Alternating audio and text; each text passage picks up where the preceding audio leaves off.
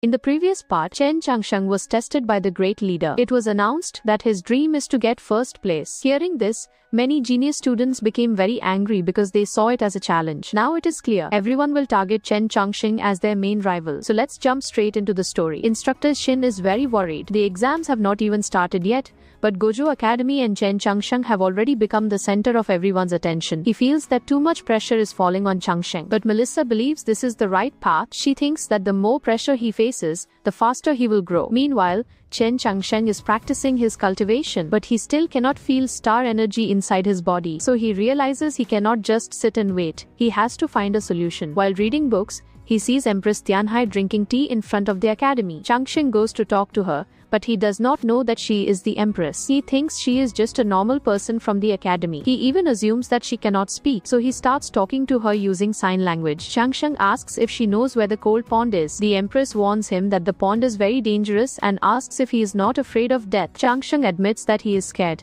but says he made a promise to someone and he must keep it. After hearing this, the empress tells him the location of the cold pond. The next day, in a gambling house, students are placing bets on who will win the upcoming exam. One bowl is completely empty. Chen Changsheng's. No one bets on him because he just started cultivation, yet he aims for first place. Everyone thinks he is crazy, and anyone who bets on him would be foolish. Then Tang 36 arrives and bets his entire wealth on Chen Changsheng. This brings Changsheng back into everyone's attention. Meanwhile, Changsheng follows the clues given by the empress, but the directions were vague, so he has to ask local people for help. The path leads him to a well. Without wasting time, he jumps into it and easily passes the hidden traps. Inside, he finds a treasure room. There, Changsheng calls out to a dragon and calls it Grandpa Dragon. But the dragon does not like this name and shows its true form, a young girl. She is not too angry because Changsheng kept his promise. She tells him she is one of the 6 ancient dragons. Changsheng apologizes and asks how he can help her. The dragon girl shows her hands, which are locked with magical seals. She says the seals must be opened to set her free, but the seals can only be opened using the dragon language. So Changsheng must first learn this ancient language. The dragon girl agrees to teach him. To learn the dragon language,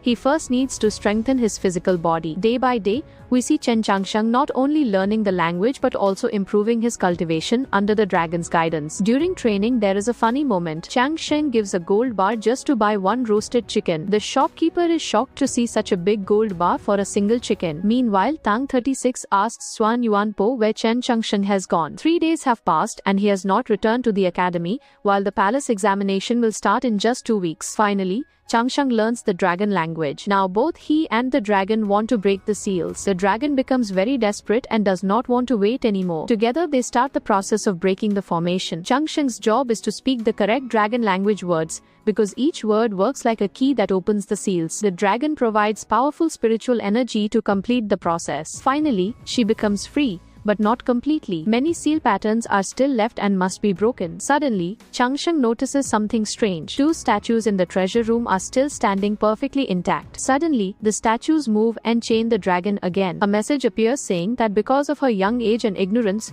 she could bring disaster in the future, so she must remain imprisoned as punishment. But the dragon girl refuses to accept this. She says she has never done anything wrong and has never attacked any human. Actually, humans attacked her first because they were afraid, and she only fought in self-defense. But no one listens to her. Changsheng realizes that the statues are actually mindless machines, so he starts searching for their mechanism to shut them down. He finds the mechanism, but it is protected by spiritual energy. To break it, he needs his own spiritual energy, which he does not have yet. At that moment, he understands that he must reach the meditation realm, initial enlightenment right now. Inside his consciousness, according to the books, he should see a large pond, but instead, he sees a huge field covered in snow. Then he realizes that it is not that he cannot cultivate. He is just different from others. Where others have a pond, he has an entire snowfield. This means Changsheng is special, but he will need to work much harder than others. Now that he fully understands his condition, he successfully reaches the meditation realm. He becomes confident that he can destroy the statue's mechanism. He pulls out his sword and rushes forward, attacking the statues with great speed. After the attack, even he is shocked by his own strength. He realizes this is the true power of the meditation realm. Out of curiosity, he makes a few more fast slashes and completely destroys the last statue's mechanism. Both statues break,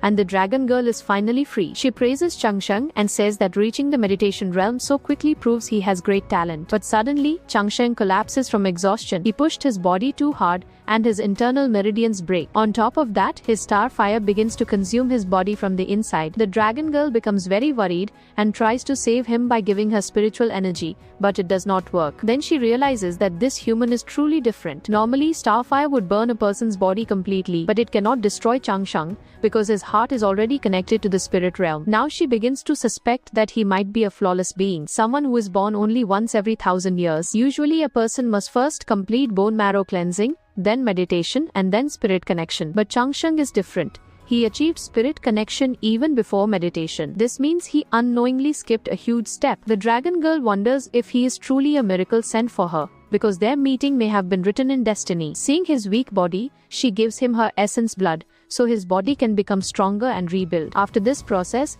dragon scales appear on half of Changsheng's body and horns grow on his head. Then both of them faint from exhaustion. After some time, Empress Tianhai arrives. She is shocked to see that Changsheng turned a place of death into a place of fortune. She takes him home. It is not shown where the dragon girl is taken. When Changsheng wakes up, he is shocked that he really reached the meditation realm. Then the great bell rings, signaling that genius practitioners are entering the holy capital. Now the great palace examination is about to begin. To understand the cultivation level simply, there are only 6 stages in this story: bone marrow cleansing, meditation, spirit connection, deep truth, star gathering, saint, divine hidden realm. And what makes Changsheng special is that he achieved the 3rd stage, spirit connection, even before reaching the 2nd stage, meditation. That means he is completely breaking the system. And now the bell for the palace exam has finally rung, which means the test is about to begin. Students from different academies have gathered in the capital square, such as Jivo, Tiantao, and Holy Maiden Peak. The people here really do not want a foreigner to win this time. Many people look down on Gojo Academy, especially Chen Changsheng. A student named Zhonghui, who is at the early meditation level, thinks Changsheng is just pretending to aim for rank 1. Soon Lingfei, Liu Kongshan and Ho Guang also arrive. They came to see if Changsheng is truly as strong as he claims. Gu Hanqi also arrives and reminds Changsheng that he has not forgotten their promise to fight during the exam. Changsheng clearly says he will keep his promise. Meanwhile, in the crowd, Changsheng notices a man staring at him with a very cold gaze. Then the great leader arrives, and Tang 36 becomes confused by his actions. This is the same leader who once destroyed Gojo Academy, but now he wants Changsheng to rebuild it and prove himself in the exam. Changsheng does not know the reason, but he understands one thing: he must win. The great leader announces that the exam will take place in the Greenleaf world, and it will have 3 rounds. First round, written theory exam. Second round, mental maze. They must escape within 2 hours. Third round, one-on-one martial arts battle. The top 3 winners will get the chance to read sacred scripts, and the first place winner will gain entry to Lingyan Pavilion. Changsheng remembers his teachers saying that the secret to changing his fate lies in that pavilion, so he decides he must get first place. The exam begins, and all students are sent into the Greenleaf world. In the first round, there are 36 exam papers for geniuses like Changsheng and Gu Hanqi. These papers are as easy as writing a story. But the man with the cold gaze suddenly shows a Demon Slayer token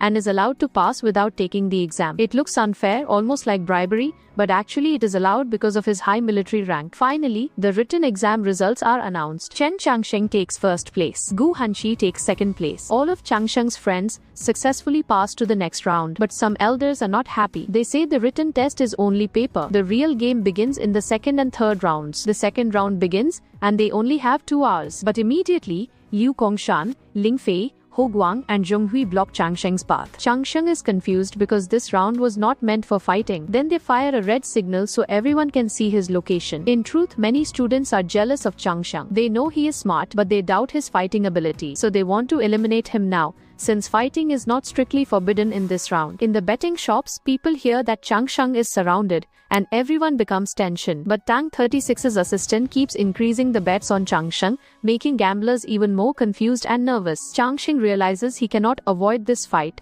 and sees it as a test from the great leader. Now he decides to use his new power, Dragon Blood Body. The other students are shocked and wonder if he had been hiding his true strength all along. Zhonghui tries to provoke them, saying it is just an illusion and Changsheng is still weak because he has no real energy. But when everyone attacks him, they are the ones who get injured because they underestimated him. Even the elders are shocked to see that Changsheng has purified his body using dragon blood. This is extremely rare. In history, only one person ever achieved this, legendary Zhou Dufu. This means Changsheng has now become the second person in history to have this power. But the great leader becomes a little worried because using the dragon blood body burns cultivation energy very quickly. And truly, Changsheng's body starts feeling like it is burning under the pressure. Seeing this, Zhonghui and his teammates decide to launch one final attack to finish him. But at that moment, the great leader secretly helps him. He waters the tree of the green leaf world, and a mystical rain begins to fall from the sky. This rain gives huge energy to Changsheng. His body heals instantly, and he reaches the stainless star level. And then, the three attackers are quickly defeated. Now only Zhonghui is left. Zhonghui refuses to believe he is losing to someone who just started his cultivation journey. They clash with full power,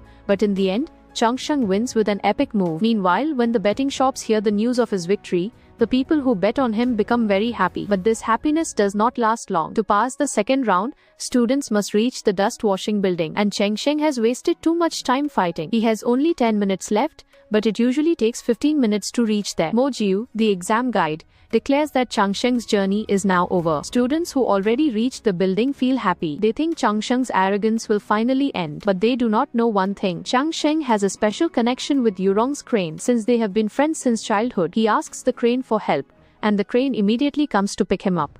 Changsheng and Yurong also exchange letters, showing that they understand and support each other without any misunderstandings. Finally, the second round results are announced. Out of hundreds of students, only 16 remain. 4 representatives from Sword Sect, 1 mysterious man, General Beiki, and 2 unknown students, all 4 representatives from Gojo Academy, including Changsheng, a girl named Ye Shulin, and 3 others. Now in the next part, the real one-on-one martial arts battles will begin. As promised, Changsheng will fight Gu Hanqi. This fight will decide who is smarter and stronger, because their skills are similar but their power levels are different. Guys, that's it for today's video. Tell me in the comments how you liked this video. The next part will come very soon, and the upcoming episodes will be even more interesting and fun. So if you haven't subscribed yet, do it quickly. See you in the next video.